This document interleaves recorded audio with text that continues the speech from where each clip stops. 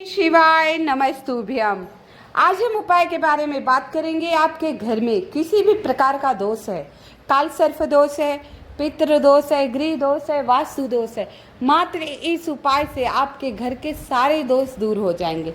ये उपाय आप सोमवार, मंगलवार, बुधवार, बृहस्पति, शुक्र कभी भी कर सकते हैं। विशेष तौर पे सोमवार के दिन हम जो उपाय करते हैं वो शीघ्रता से पूर्ण होता है, क्योंकि महादेव का दिन है। महादेव का दिन है सोमवार, तो विशेष होता है ये दिन। जैसे हम बृहस्पतिवार भगवान विष्णु का दिन है, शुक्रवार माता का दिन है, बुधवार गणपति का दिन है, तो वैसे ही सोमवार महादेव का दिन है। तो इस दिन उपाय करने से शीघ्रता से लाभ होगा। तो आइए, पहले आपको मूंग की दाल लेनी है, साबुत मूंग, खड़ी मूंग। उसे थोड़ा देर भिगो दीजिए, 1 घंटे 2 घंटे। भिगोने के बाद उसका पानी निकाल दीजिए। उसके ऊपर एक बड़ा सा गुड़ का टुकड़ा रखना है, छोटा नहीं, बड़ा सा एक टुकड़ा रख दीजिए। इसके बाद आप 1 लोटा जल तांबे के लोटे में अपने ही रसोई घर से भरेंगे। देखिए, जो जल रसोई घर से भरा जाता है उससे कई परेशानियां हमारे घर से दूर हो जाती है। अगर हम अपने रसोई घर से स्वच्छ जल भरकर शिवलिंग पर समर्पित करते हैं तो हमारे घर से कई परेशानियां दूर हो जाती हैं। और उस जल में थोड़ी सी गंगा जल मिला लीजिए। अब आप जो मूंग की दाल, साबुत मूंग रखे हैं ना भिगो के, और ऊपर गुड़ रख दिए हैं कटोरे में, अब उसे लेकर आपके घर में जितने भी कमरे हों, भगवान विष्णु, भगवान भोलेनाथ का नाम लेते हुए, चाहे मणिभद्र का नाम लीजिए, चाहे महादेव का कोई भी नाम लेते हुए, आप सारे कमरों में एक एक बार घुमा दीजिए। परिक्रमा जैसे नहीं होती, गोल गोल सारे कमरों में वो लेकर कटोरा जो है, श्री शिवाय नमस्तुभ्यम, श्री शिवाय नमस्तुभ्यम, श्री शिवाय नमस्तुभ्यम, श्री शिवाय नमस्तुभ्यम, श्री शिवाय, जितने भी कमरे हैं, बरामदे हैं, आप घुमा दीजिए। इसके बाद वो 1 लोटा जल, मूंग की दाल और गुड़ लेकर आप शिव मंदिर जाएंगे, शिवालय। देखिए, शिवालय में प्राण प्रतिष्ठित मूर्तियाँ होती हैं। कितने श्रद्धालु आते हैं, जल समर्पित करते हैं। नमः शिवाय, ओम श्री शिवाय नमस्तुभ्यम, कुंदकेश्वर महादेव की जय, अवधूतेश्वर महादेव की जय, रामेश्वर महादेव की जय, काशी विश्वनाथ की जय, मणिभद्र की जय। तरह तरह के भगवान भोलेनाथ को नामों से बुलाते हैं और अपने संकट दूर करने की प्रार्थना करते हैं। वहाँ आरती, भजन, कीर्तन मंदिर में अवश्य होता रहता है। तो आप वहाँ उपाय करेंगे तो बहुत बढ़िया।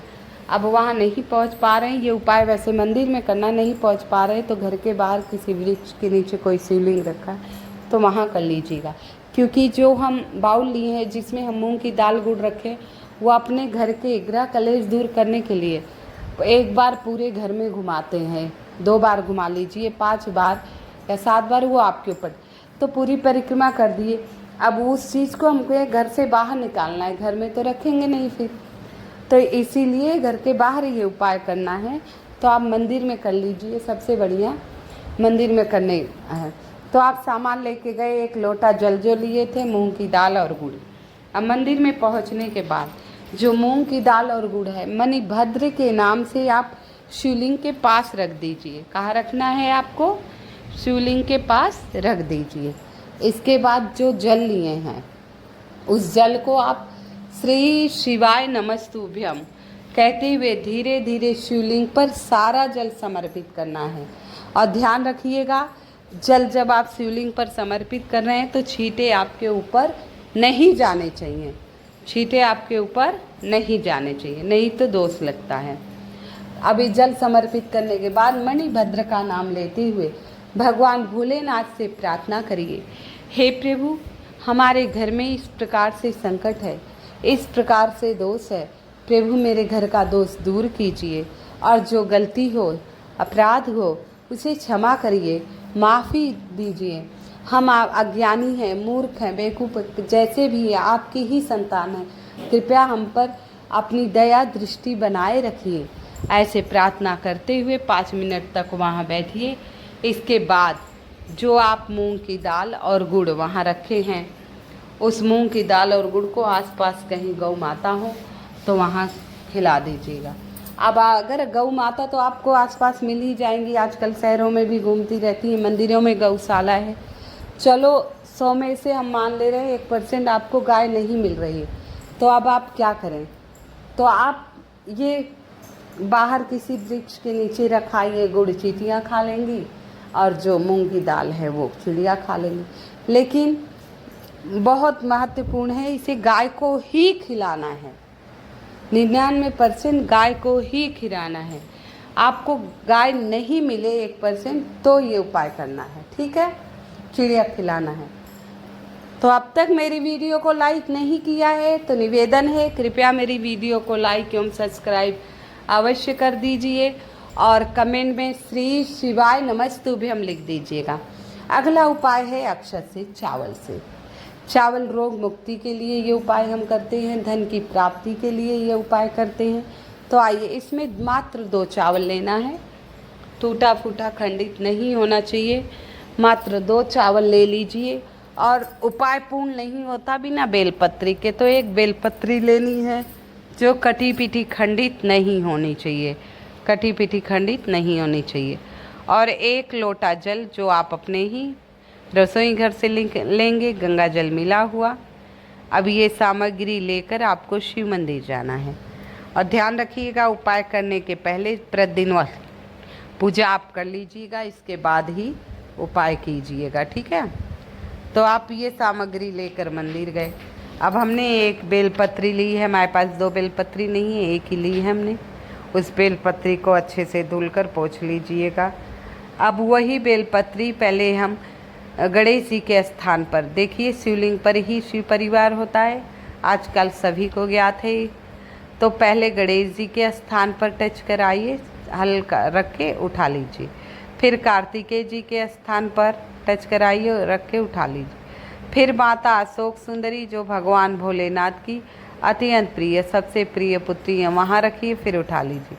फिर माता पार्वती के हस्त कमल पे, जहाँ शिवलिंग ये जुड़ा हुआ है, जहाँ नाग देवता देखिए लपेटे हुए हैं, वहाँ माता पार्वती के स्थान पर बेलपत्र रखिए, फिर से उठा लीजिए। अब आखिरी बार ये बेलपत्र आप शिवलिंग पर चढ़ा दीजिए कुंदकेश्वर महादेव के नाम से, कुंदकेश्वर महादेव के नाम से बेलपत्र शिवलिंग पर आपको समर्पित कर देना है।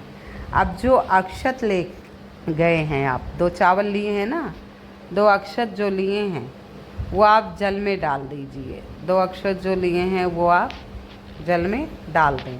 इसके बाद ये जल आप गणेश जी के स्थान पर थोड़ा सा, फिर कार्तिकेय जी के स्थान पर, फिर माता अशोक सुंदरी के स्थान पर, फिर माता पार्वती के हस्त कमल पर।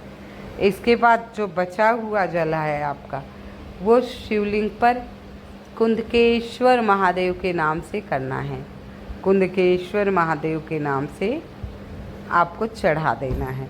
मात्र छोटा सा ये उपाय करना है, बहुत ही छोटा सा उपाय करना है। ऐसा करने से आपके घर की परेशानियां धीरे धीरे दूर होंगी। देखिए, कोई भी उपाय पूर्णतः श्रद्धा विश्वास से करेंगे तो आपकी हर इच्छा अवश्य पूर्ण होगी। और शिवलिंग पर जो बेलपत्र हम चढ़ाते हैं उसके बाद वो औषधि के रूप में, औषधि यानी दवाई के रूप में भगवान भोलेनाथ से अर्जी करके ले लीजिए। कुंदकेश्वर महादेव का नाम लेते हुए 11 बार जप करते उस बेलपत्र को आप औषधि के रूप में, प्रसाद के रूप में घर ले आइए और जो बीमार व्यक्ति है उसे प्रतिदिन खिलाना आरंभ कर दीजिए।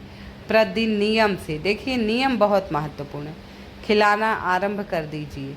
इससे कई प्रकार के लाभ होंगे। कहती हैं बेलपत्री शरीर के विष को, जहर को निकालता है, तो हर प्रकार से आपका लाभ होगा।